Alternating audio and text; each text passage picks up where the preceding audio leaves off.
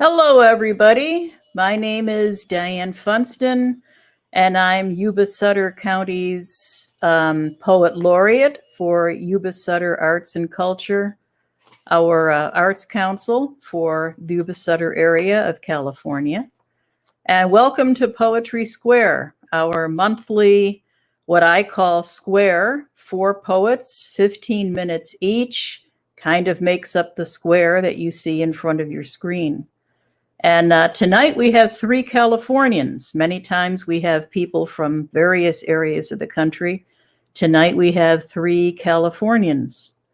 And I'm going to start out the program and read a few poems of my own.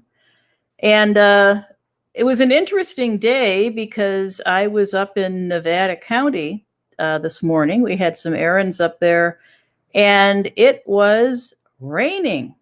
And, you know, those of us here are praying for rain, wishing for rain. And suddenly the sky was gray and then darker gray. And it started with a few drops of rain and turned to, it was too soft and quiet to be hail. And it was 46 degrees, so it wasn't snow. But when you came out of places, people all said, it's snowing, it's snowing. So it was a type of hail, and it was cold up there, good 30 degrees lower than it was here today. And this poem is called Rain, and I wouldn't be reading it except for my experience today. So, Rain. The scent of the storm opens senses. A downpour of memories arrives, a want of keeping inside, holding close, nesting in the created cottage of windows. Rain droplets start softly, almost unnoticed at first, march towards steady stream of showers to crescendo of storm, cataract of water over bedroom windows.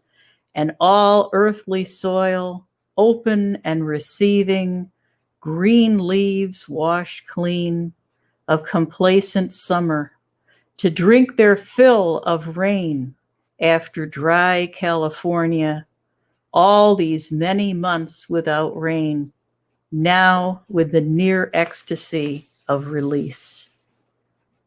And since we're experiencing a drought here, it would be so wonderful to have had some rain here today like they did just 25 miles away.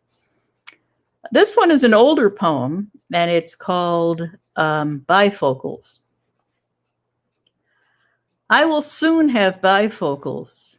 Doctor says there's a difference in my reading vision and the way I view the rest of the world. He asked if I spent much time reading. Yes, doctor, a disproportionate amount. And close work like writing, he asked. Yes, sir, enough to bias my vision. I offered that I frequently squint to bring those things from far away much nearer, and to my surprise, when things up close are not what I thought they were from a distance. Bifocals will help you focus, he said. Integrate your vision so there's less dissonance.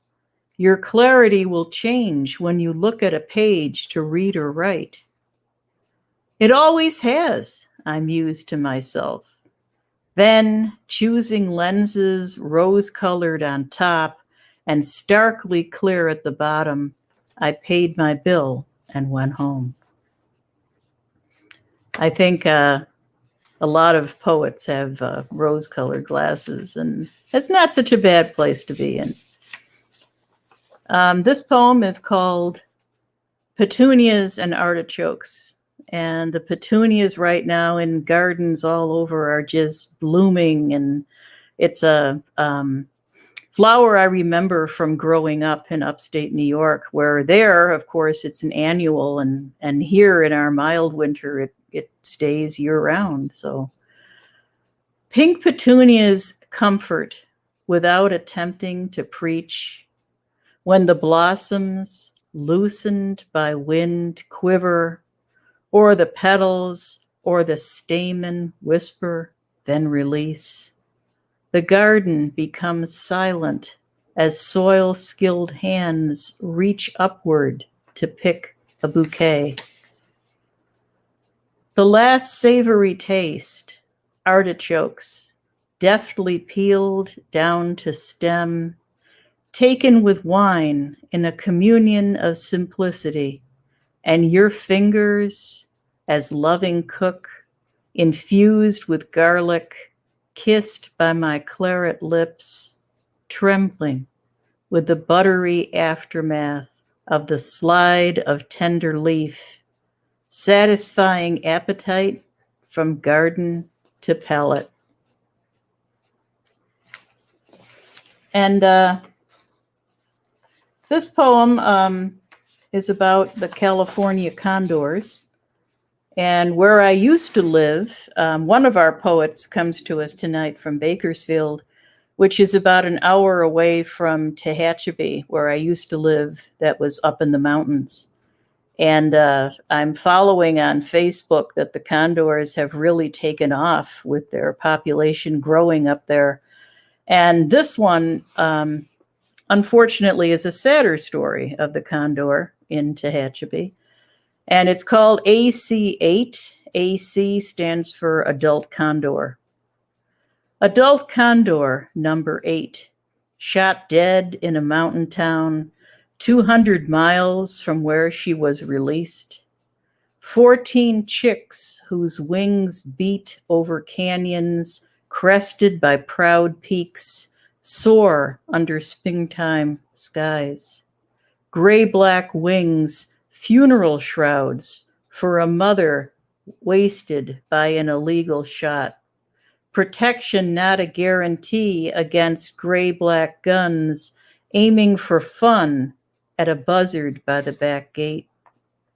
Adult condor number 8 lies still against limestone dust ground down for cement at the cement factory.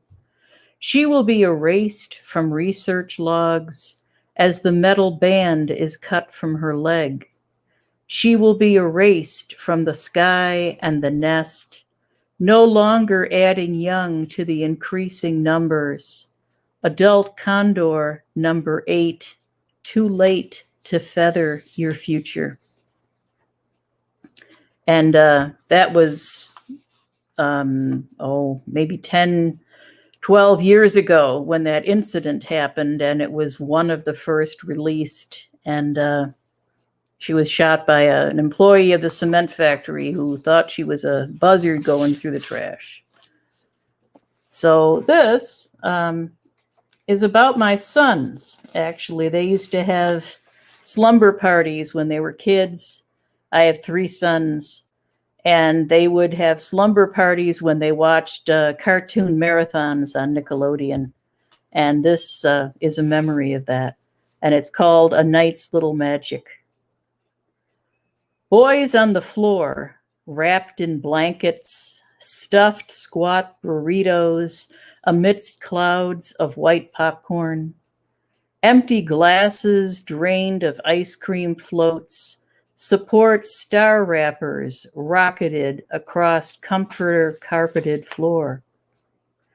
Boys sleep still now, perhaps dreaming of giant apes saving lost children, or animated families blessed with newborn babies. Visions from video screens to rapid eye movements in deep, distant dreams. Morning will chase sleep, will fold comforters, straighten furniture, vacuum scattered corn kernels, and wash syrupy glasses, returning the room to functional, reclaiming daytime order with weekend chores. But just for now, for a little bit longer, let white popcorn clouds frame sleepy angel lads. The quilted meadow rises and falls with each slumbering breath until the morning calls their names and they deny ever falling asleep.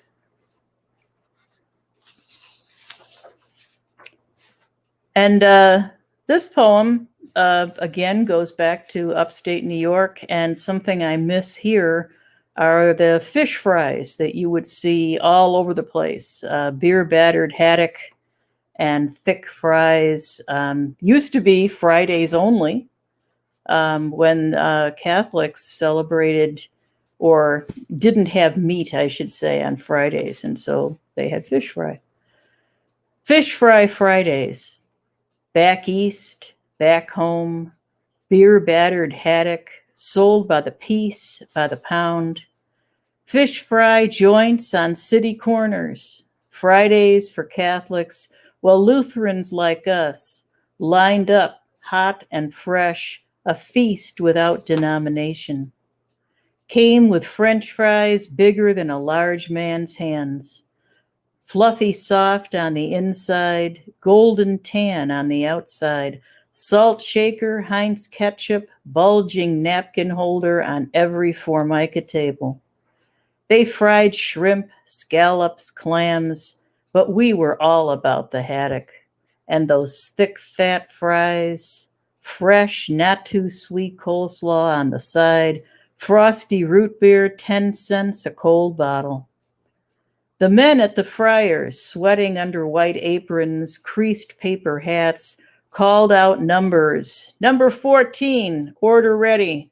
You're up, 22, here's your dinner. Riding home in our green Rambler, cloth seats, little triangle windows, cicada song in summer, ice scraper in winter, Friday fish year round. Good memories, the best catch of the day. And I'm going to read this one. It's called Statuesque. It's a new poem. Statuesque. After raking leaves, jagged balls from liquid amber trees, and a memory of feathers, the concrete statue came into view. Bought on clearance after my ex left, this angel of grief with her arms and wings folded in despair, her head hung in such sadness. My sons told me it looked like a tombstone. Back then, I said it was a monument to loss. Bullshit, I think now. His leaving was the door to opening my life, my needs. His smile was as toxic as his words when he drove away. I dragged that statue to live in front of a flower bed. She can represent all the time wasted when women cry over men who were not worth the salt of their tears. How would I pose for a statue? Arms lifted in gratitude, perhaps folded at the heart in grace, maybe even a disco move or a raising an arm to a stylized yop. I no longer wear a dress of muted brooding colors. I am electric zinnia burst, confident in my place. In the garden, at the table, I have found my voice, and the dawn light comes as it will. And I'm going to turn it over to our other readers now. We have, first, we have Patricia Wenzel coming to us from Sacramento. Take it away, Patricia.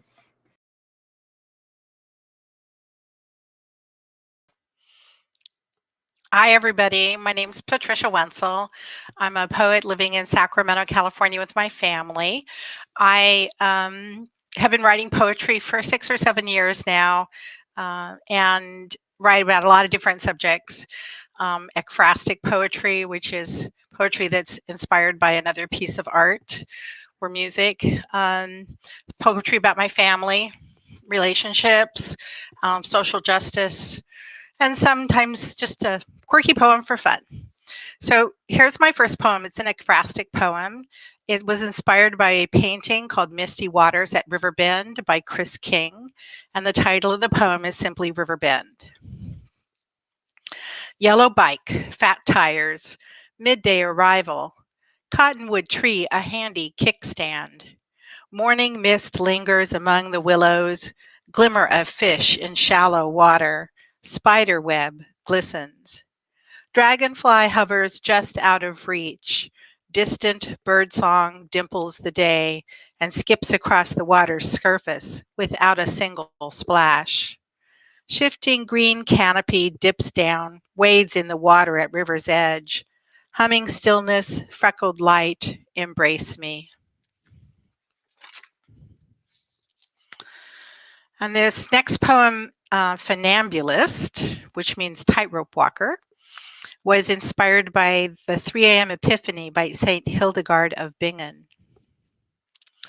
Decades have passed, years of unsteady tightroping over clanging childhood memories of a wrathful, unforgiving deity. At last, the memes of hatred had weakened enough to let my foot grip the rope securely, to keep my balance unassisted, to be sure of a steady hand when I write the word God.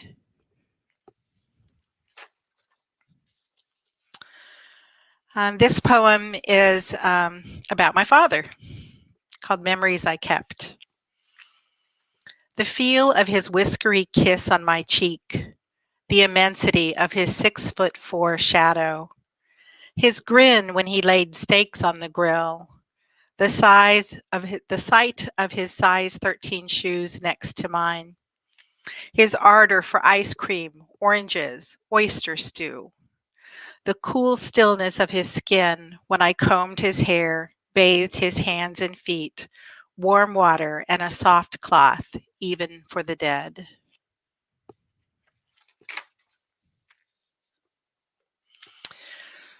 This is a persona poem written from a point of view of someone other than me, the writer. It is told from the point of view of a disabled husband and father, and it's a true story called Silence Speaks. My eyes saw everything. My wife driving the tractor, my son shooting hoops, the crack of lightning over the plains, snowfalls and sunsets, fireflies declaring their love in the dark, the mechanical hiss, swoosh of the ventilator painted the walls with sound. I was voiceless but present, each day pirate's gold. My wife wiped tears of gratitude from my eyes. Then the engineers came, shiny screens, clattering keyboards, good intentions, offhand remarks. They defined the problem, pondered the barriers that kept me silent, tinkered for many months. The day has finally come. Sitting motionless in my chair, gazing at the monitor. My eyes speak words to my wife, the first in 15 years. I love you, I say. The words echo through the room. She kisses me, hugs my leaden body close. The engineers laugh, clap, wipe tears from their eyes.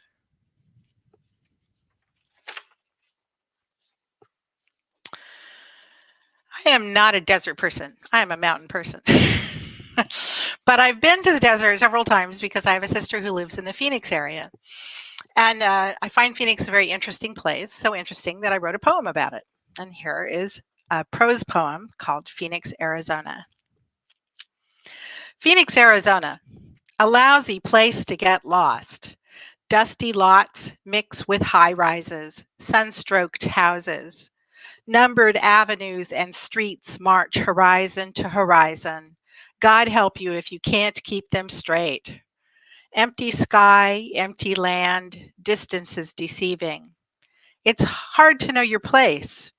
People may be closer or farther away than they seem. Mirrors clarify nothing. Everyone is starved for true green, which might explain the 185 golf courses. Virulent neon displays of spring blooms intoxicate and entice bugs to perform public sex acts with randy abandon. Who cares who's looking? Palo Verde trees, kinked green silhouettes unfit for lumber, firewood, line suburban streets. Saguaro cacti press against the sky, homes to those seeking a clear view. Boojum trees soar in drunken spirals. Zigzag cactus brood, the rhinoceros of the desert with 3-inch horned spines. Scorpions scout for prey, even in death. At least the rattler warns you. The Haboob monsoon brings great boiling clouds of sand, desiccated downpours. Chortling, they swallow Camelback Mountain, skyscrapers, cemeteries, and megachurches whole. Caught in the open, I huddle in my seat. The tempest flows down, around, under the car. Sand scours the windshield. Electric crackles skitter along my bones, lift the hair from my head, spark fire in the dimness.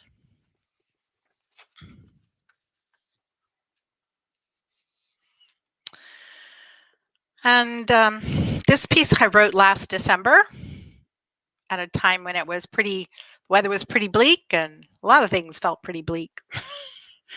Soundtrack for pandemic times. Whale song echoes, gravel deep to falsetto high, shuddering, ponderous, drawn out. Like my pandemic time thoughts, the soundtrack running in my head. I think obliquely of a Viennese waltz, flowing melodies, violin, harp, honey-smooth clarinet. I should rise from my seat on the couch, find some Strauss or a contemporary tune, Iris by the Goo Goo Dolls or Breakaway by Kelly Clarkson.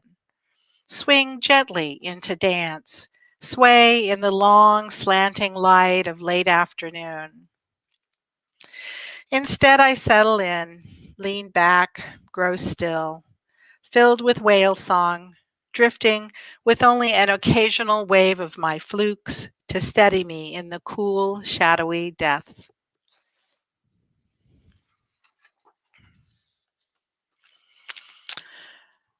And this is a poem, a social justice poem that I just came bursting out of me. I've learned so much in the last year about internalized racism and systemic racism, and this poem speaks to some of that. A fish becoming aware of water. I look for a way down off the shoulder of white middle-class privilege, hampered by blind spots, glimpsed dimly through eyes hazed by decades of ignorance. I struggle to see what is so plain to others operating at ground level. It's easy to ignore the facts when clerks in stores don't hover watchfully while I shop. My search for a dream home doesn't include algebraic calculations of color. If I buy this house, will police be called when I'm moving in or carrying tools from the garage to the backyard? What will happen when my kids walk the dog? It has never crossed my mind to change the spelling of my name on a resume or have a white friend drop off my rental application. Acting up in school didn't earn me expulsion or a label that would follow me like the smell of sewage on a summer day. Grappling awkwardly with privilege, I wrestle with my thinking, my way of being in the world. I watch for its reflection in the gaze of allies and enemies alike, and in the storefront windows I pass. Certain good intentions are no longer enough.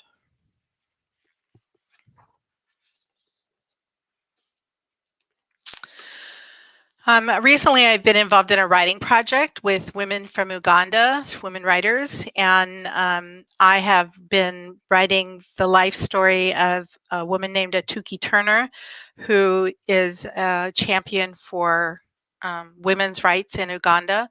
She's helped establish a series of domestic violence shelters and has worked to end cultural practices that create the circumstances that encourage violence against women in Ugandan culture. This is a poem about my reaction to that experience of working with Atuki First world problems. My first world problems, lack of exercise, conserving electricity between 5 and 8 now that summer is here, which CPA to choose, are eclipsed by your third world ones. Curfew from 9 to 6, unreliable electricity, mud walls melting in the incessant rain. The divide between us looms larger the closer I get. I am horrified by your tales of life in Uganda. The girl child sold into the slavery of rural marriage at 10. The woman beaten to death when her family couldn't refund her bride price. A school under a tree, lessons taught by an older schoolgirl drawing in the sand. I knew it already, knew of the poverty, the mistreatment of women, but it was safely distant, on the far side of the globe. I didn't have to do anything about it. After all, it was no place I would visit voluntarily. No one I knew or likely to know lived in that world, a place that wasn't quite real until now. Twisting, shuddering under the weight of the stories, bruised by my struggle to encompass them, I feel naked, helpless, resentful, and despise myself for it. Stand stripped to the bone, resisting the urge to crouch, to let my hair cover my face as judgment chews on my spine and my shadow runs before me. And this was my last poem, just for fun. The poem started as a title, AA is for Aardvark, because I wanted to write a poem that would be the first poem in a whole group of poets. Mine would be the first poem because it was started AA. So this is the poem that resulted from AA is for Aardvark.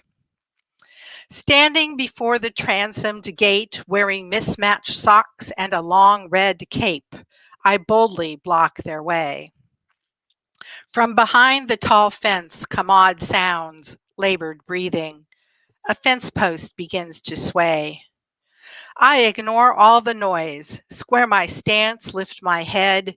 This is my home after all. Aardvark, you say? What aardvark, say I. I don't see any aardvarks anywhere. Hear what? I hear barking. Aardvarks don't bark. Must be dogs. All my neighbors have dogs. You can't go in. I know my rights. Is that a cage they're putting together? No, no, please stop. Don't take him away. He's my pet, not some wild critter. He's death to all ants. We had quite a few. Now I love him just for himself. He's quiet and brave, a quite noble soul, and his snout is incredibly soft. No one listens to me. No, they cart him off in a large steel cage with a lock. Now all I have left is a lawn full of holes and his toys, 3 mismatched dark socks. The ants are back and I've nowhere to turn, so I've got a question for you. What's wrong with owning a useful pet? What's wrong with an aardvark or two? Thank you for listening. And now, up next is Portia Choi from Bakersfield, I believe. Take it away, Portia. Good evening. I'm delighted to be here from Bakersfield, of course, California. Now, I have accomplished one of the things that I wanted to do with my life was to put my experience as a very young child in a book. And I finally did that after moving to Bakersfield about 22 years ago, and Seong-suk Korean War poems.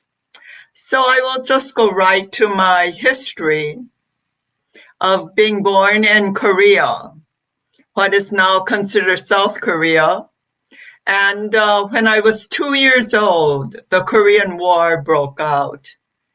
And as you see in the photo, the drawing illustration that is on the cover of the book, that is my mother with a bundle on her head.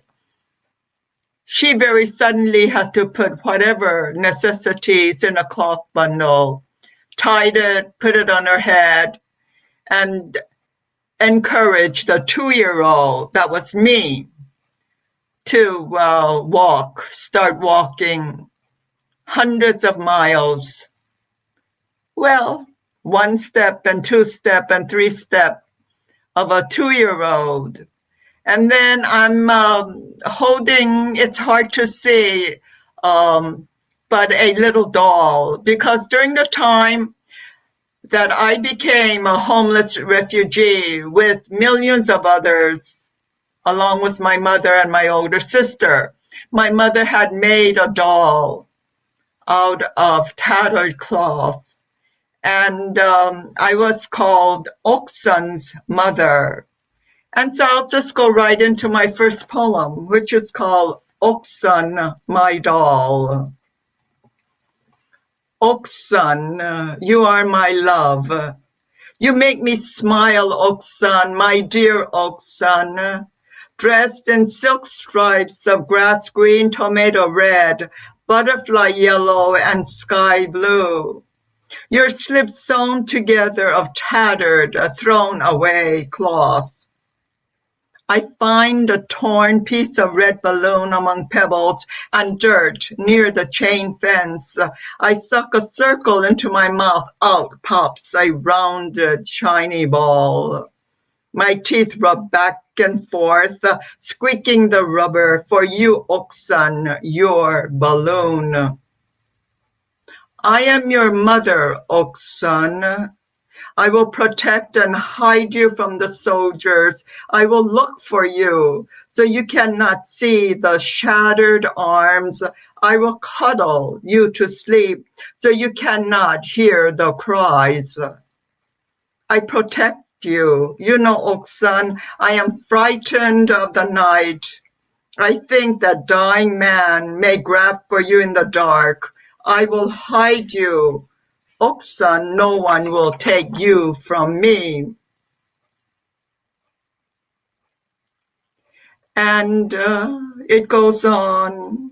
With the sun is out, there is clover among the grass, Okson. See, I made a bracelet for you and a ring for me. The white crescent flowers and the 3 leaves playing together. I toss you up in the sky. You fall face down in my palms. Fly higher and higher, Okson. You are with me and I am with you. I am your mother, Okson, my love, my doll. The war ended when I was 5. And there is a photo of me and my older sister and my mother. And I was probably about 4 years old at that time. And after that, I came to United States when I was 8. And I was very focused on learning a new culture. There was a lot of different types of people in Korea. Everybody was Korean. They all spoke Korean. But in America, you spoke English. Some people were from France or were German and of course, from Mexico, and others who would just wave and say hello to me. But anyway, so I was very focused on learning English, having a career. And in my 20s, I discovered that I was not happy even though I had succeeded educationally. And then I remembered how much I enjoyed poems in high school. And one particular English teacher, Mr. Jellison, gave me a love of poetry. And I went into counseling and I started writing poems. I remember what it was like in the war. And this is my first poem that I really wrote about the war, called Ball of Rice. And I remember my ball of rice because what happened was my mother would leave me in safekeeping as she looked for safety for myself and my sister. But I remember just being alone with this little bit of food, bowl of rice, nice, warm, light, and bright. Where is mother? Where is sister? Gone alone. I noticed that I better keep with the email that I send with the poems that I will be reading. Well, so the next poem is going to be 3 Games and 1 Rule. After the war, I used to go to the park, and there were veterans amputated in both knees who were walked, piggyback, and other experiences from the war and afterwards. So here it is, 3 post-war games and 1 rule. 1. Korean jacks, pebbles found in the dirt, our eyes stung by the dust of army jeeps. 2. Torn thin rubber makes tiny balloons that squeak when squeezed on teeth. 3. We play chase in the park with limbs broken from trees as we watch legless soldiers piggyback on their friends' rule. Never use branches as guns. After I moved to Bakersfield, I met a gentleman, a Korean War veteran. And this is, there's a picture of my mother in the center, my older sister to the left, and me, about 4, 5 years old. And we're all wearing the traditional Korean outfit. And so there is my mother, who is so, so strong. And rather than read the poem about the Korean War veteran, I think I will read a poem about my mother's escape from being killed. This is called Escape. My head nestled on Mama's arm, and she told me about the war. Mama whispered, your face, just to see your face again kept me walking. I was pushed up a hill with other Christians, wrist tied in a rope. All I could do was pray.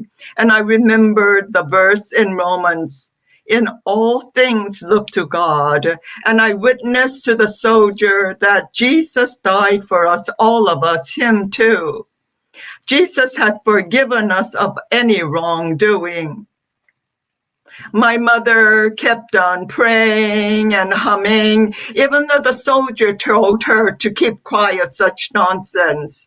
She kept humming sweet hymns, Lord, lead me on to higher grounds.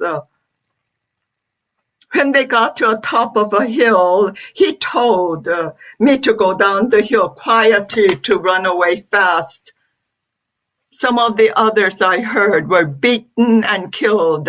That soldier let me go. I am here with you. I remember that time. Mama showed up after a long while. I remember her smile, tears, how she moved so slowly. As I mentioned, I met Korean War veteran. And there was one soldier who survived an ambush of 4 other boys who went to Korea during the war. He was the only one survived. I wrote a poem about him, but because due to 2 other poems that I really would like to read prior to my portion and the next poet, I will read other 2 poems. I get my inspiration from whatever happens in my life. And I was so lucky to be in critique groups, poetry critique groups, which gave me inspiration, questions, forced me to write a poem for the critique group, including in the group was Diane Funston and her husband, Roger. So it's so good to see Diane again. I'm going to read a poem now called A Beautiful Woman. I had met a woman at church. She was in her 90s. This is called A Beautiful Woman. I met you at church and we talked during coffee hour after the worship service. You seemed interested in me. I was surprised when you said you drove to church. You seemed too elderly to drive. You walked slowly but steadily to your car without using a walker or a cane. You had on hefty, firm shoes. When I first visited you at your home in assisted living, there on your front door, a message on a pink cloth that you had inscribed with ink. Age is a state of mind. If you don't mind, it doesn't matter. I said how much I liked the words, so you took that hanging off the door and gave it to me. I visited you another day in my dreams. There you were in a bouffant hairdo in tight pants and black heels, with a bouquet of red carnations at your hips, waltzing and singing, I am a beautiful woman. I will go quickly to the next and the last poem called Continuum of Each Other. I thought thunder and lightning were powerful, heralding the wind of hurricane, uprooting palm trees, felling trees. Yet there is power in the breeze that sway leaves to listen from the branch point where new life will bud in the summer and give shade in the summer, that will bud in the spring and give shade in the summer. There's shade in the lulling. Oh, I am nervous to meet the time, so I will slow down and read the poem. There is power in the lulling waves that smooth a jagged glass to radiant crystal or a trickling stream that creates a canyon. And there is power in words, nourishing a famished heart to love, to forgive, and have faith. Words repeated, the mantra of fulfillment.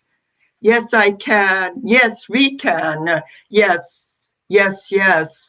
Yes, in the silence, riding alone, searching into the depths and crevices of one's inner self, the poet, searching for words among infinite possibilities, lacing them into patterns of hope, awe, and gratitude, and by reciting one's words to others, emancipates oneself from the shell of writing alone, weaving the words, eternal story of the continuum of each other.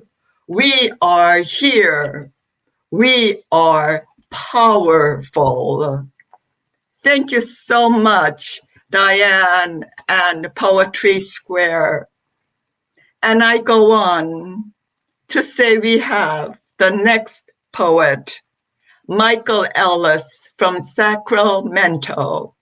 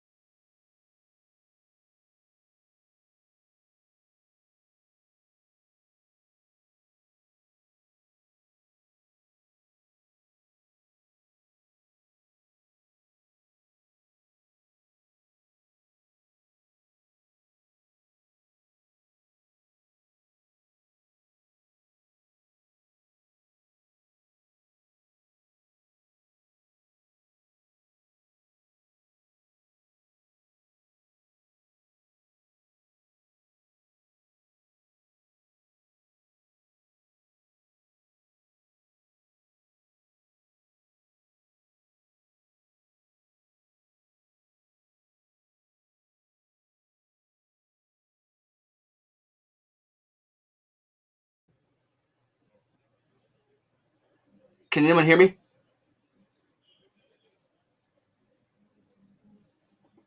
Okay, I'll start over.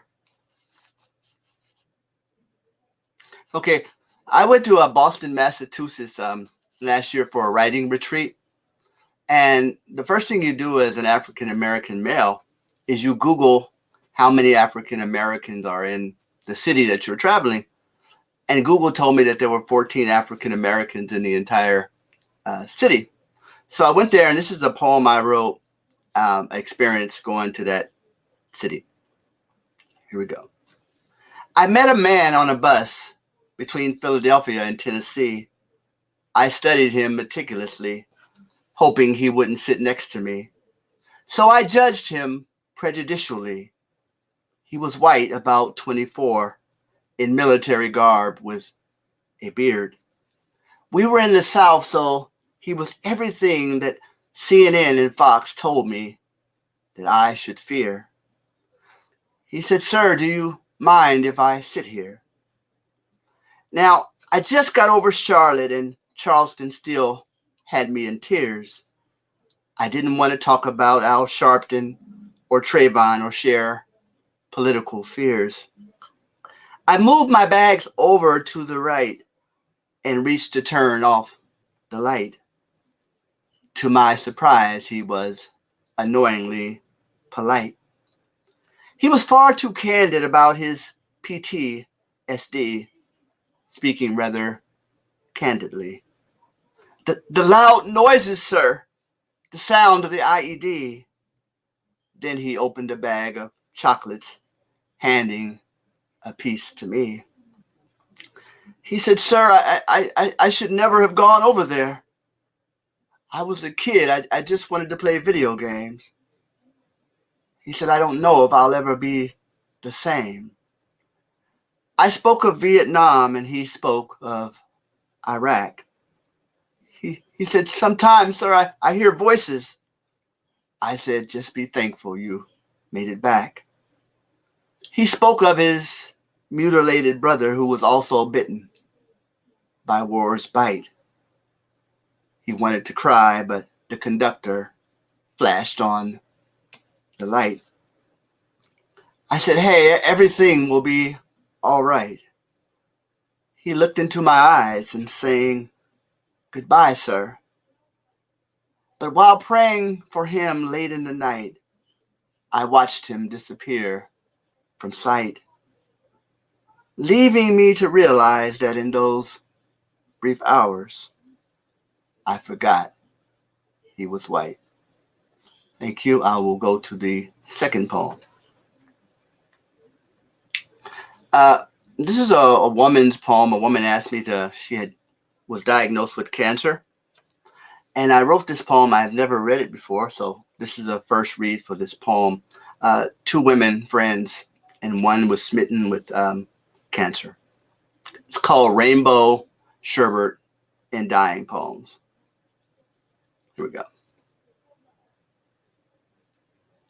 Here we go. Okay. I never got why you always ate the red and pink colors out of the sherbet ice cream. It was like excavation.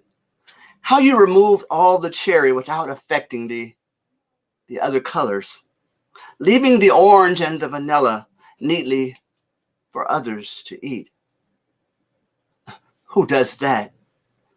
Being a poet, I used to think that one day that could be a metaphor in some poem, which would take me the younger half of my life to give it reason.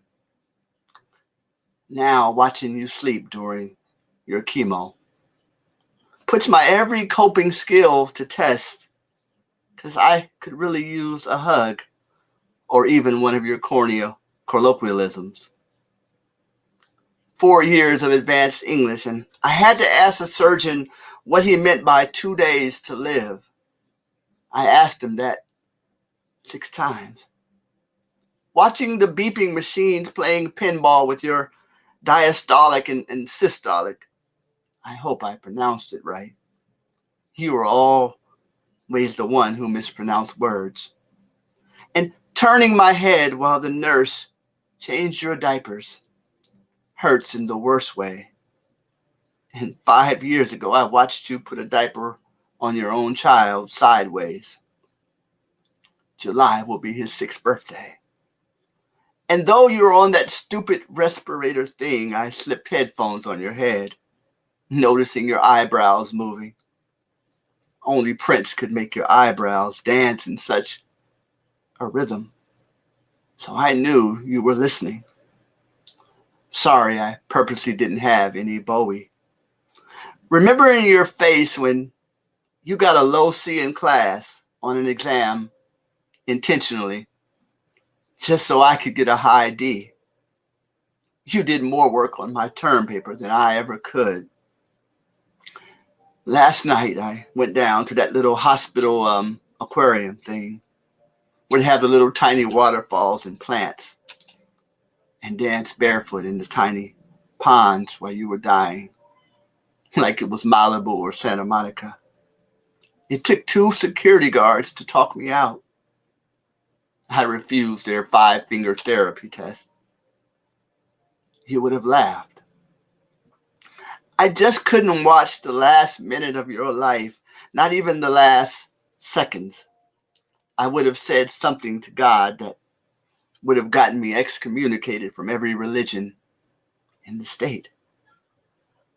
Neither God nor Jesus has an answer why 30-year-old mothers need to die from cancer. I blame your father for your mother's wrinkles and silver hair. No way was she oblivious to his multiple affairs. And watching those stupid heart lines reverberate from Elvis to Como to John Denver, from James Brown to a Steel Sonata. Some guidance counselor chaplain person came in and asked if I needed to talk to someone. And I said yes, only if they're on a wine bottle. I know I was abrasively rude, and I know your moans and groans were really just encrypted signals telling me that you remembered my marriage that lasted only 3 months. I spent an entire week with you, and never once did you say you knew he was a loser. But he was. A day later, we were laughing over sherbet ice cream. The doctor said it could be all over in minutes. So I guess I'll pay my final respects. Your children will never know neglect. I exited the elevator from the halls hearing crying, your family covering you like an umbrella. And now I finally get the metaphor of you eating the pink out the rainbow sherbet, leaving us the orange and the vanilla. Thank you. I will read my final poem. Here we go. I want to thank you all for inviting me to this reading. It's been a year, but this is really a good experience for me. This is the final poem. I've been trying to avoid the racial climate, but sometimes, here we go. Let's get to this final poem. This is a little humor, hopefully, to lighten up the mood.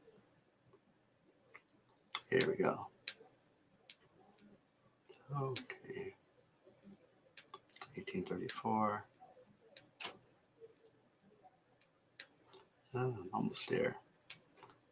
I'm miniature.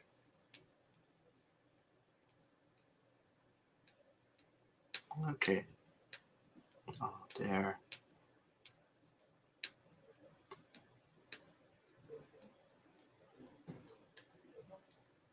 Okay, final poem. When I die, I give the Pulitzer board permission to exhume my lyrics. And some overweight medical examiner will put my verses on a slab, going through my stanzas for tone, looking for assonance and consonants in my bones. And my family waits around to see if I was really a great poet. And they will probe my lines for cadence, meter, and trochee as they dissect my poetry.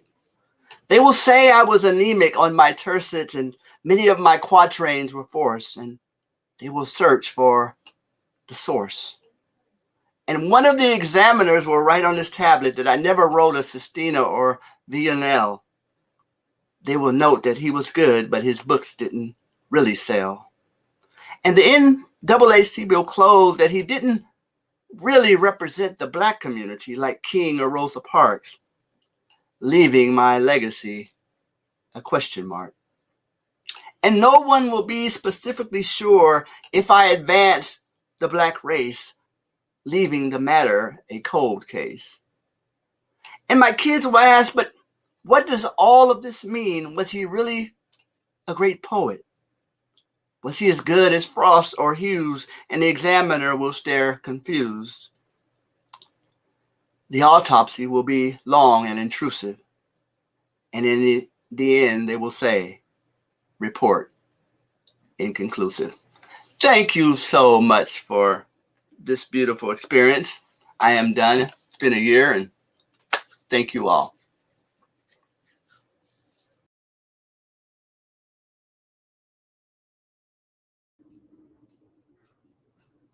And there you have it. You have the May version of Poetry Square. And I want to thank my guests, Portia, Patricia, Michael. Great job. All Californians this time, at least as far as where we are now anyway. And next month, we will have another Poetry Square, and this time we'll have 3 poets from various parts of the country. And I want to thank YubaSutterArts&Culture. I'm their poet in residence for this year, and I've been having a great time. I hope you all have enjoyed Poetry Square as much as I have. And thank you very much for watching, and see you in June. Good night.